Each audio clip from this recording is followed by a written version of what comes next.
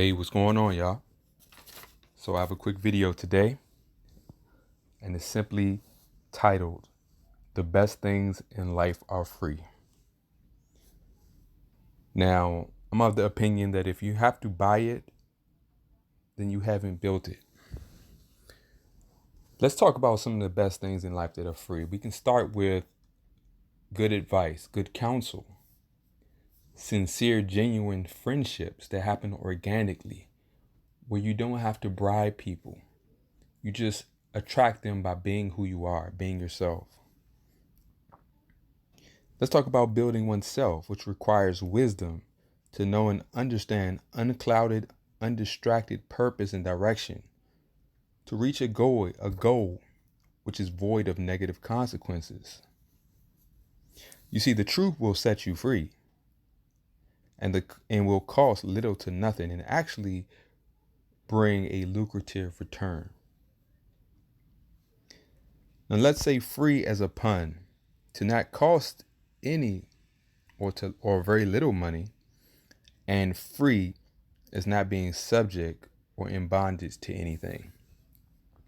See, many of us are not free because just like with our feelings, our emotions, our worries, our desires, they hold us subject to how people treat us.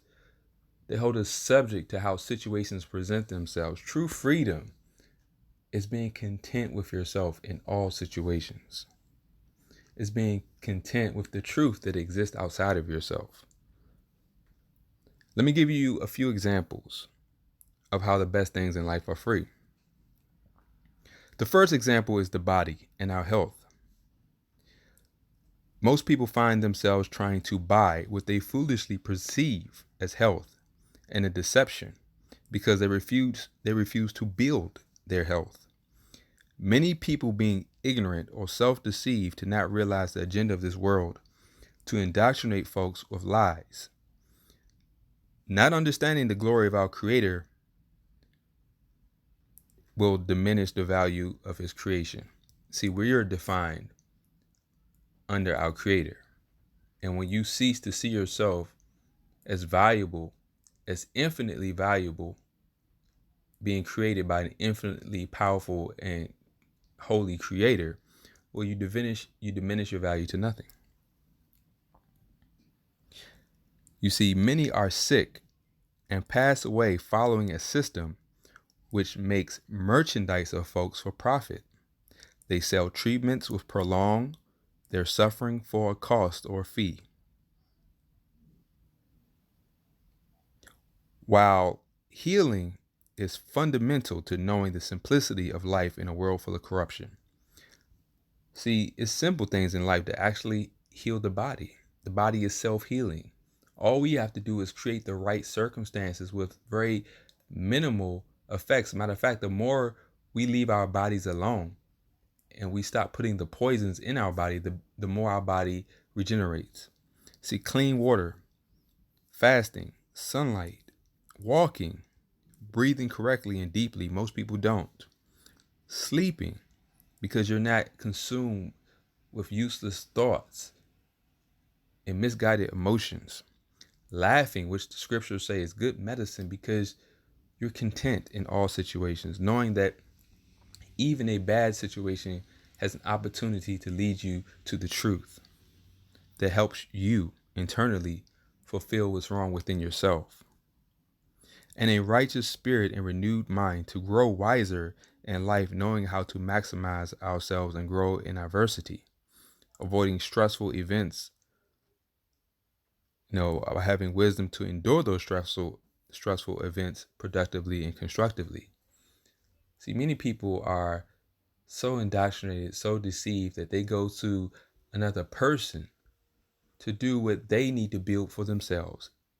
And the perfect example is, like I said, your health. The second example is relationships. See, true relationships are free because when you are aligned to value the proper things, you see a good thing when it's presented. You don't have to look for it because you've already come to an understanding of truth. So all you need to do is identify the truth when you see it.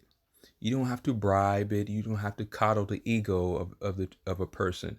You just live the example of truth, and truth will recognize its own. See, many men seek to buy women over building themselves to command women sincerely and naturally, or I should say, many men seek to buy women over building themselves to command women sincerely and naturally because they fail to realize our means and motives directly draw the heart of a woman, and that woman will be subject to our means and motives, meaning that if you lead with your wallet, you will attract a woman who wants your wallet. If you lead with your looks and your vanity, you will attract a woman who lacks self-control and will only shallowly view your vanity, your looks, which means that she will upgrade for a greater vanity. See, she doesn't see you as an individual. She sees you as something insatiable like greed or lust, which has no ceiling. You just want more. And this is why we have a culture of prostitution, a culture which lacks self-control. See, like I said, leading with the wallet draws the women seeking to acquire the wallet. Lust, the man and woman lacking self-control with their own lust, reaping the drama of it. STDs, unwanted pregnancies with the wrong person, and people who are just led insatiably to unforeseen destruction. See, vanity to draw the shallow who only values themselves to use and not appreciate, to feed their own ego. We reap what we sow. In Galatians 6, chapter 6, verses 7 and 8 prove that. See, those who reap of the flesh shall reap the corruption of the flesh. See, the very complaints and drama-filled situations manifesting from the bad choices and people valuing the wrong things. Building an established life as a man built on masculine principles within a spiritual foundation of truth exposes our weaknesses and our own evils to avoid being exploited or deceived by them, by other people. And the women, likewise, to value what is good and right, to find her place with the man, living the example she's willing to follow in wisdom, to be the helpmeet and feminine companion a wise, productive man finds as great value. Living in truth results finding people aligned with truth in situations that prove the truth. I'll say that again. Living in truth results in finding people aligned with truth in situations that prove the truth. Prove. No feelings involved. And also peace. Simply by knowing and living within the truth to avoid lies and deception, to not even have to deal with them. People don't use prevention as a viable tactic. They always want to react to a bad situation, but not prevent it. But allow life to just redefine us through the good and bad, seen or unseen, to be wiser, more productive, and righteous, to have more fulfilling lives in this life and the next. And let's get to the last thing. No greater peace, knowing the truth of God, which overcomes our own hearts that condemn us. It overcomes our own wickedness that condemns us. Where God forgives sin and he conquers death, the things that we cannot overcome, solving the problem we can't within ourselves, to receive a transformative truth and love that recreates us back into the image of our Creator, in the image of the Father God, to see our sin for what it is, so that we can actually make an informed decision to seek true salvation based on the biblical Jesus Christ, Yeshua HaMashiach, however you want to call him. But you can seek God to redeem you from yourself, so you can be reconciled to the form that you were designed to exist with him in eternity. This life is too short. So I just want to leave that. I hope this wasn't too confusing. Peace out.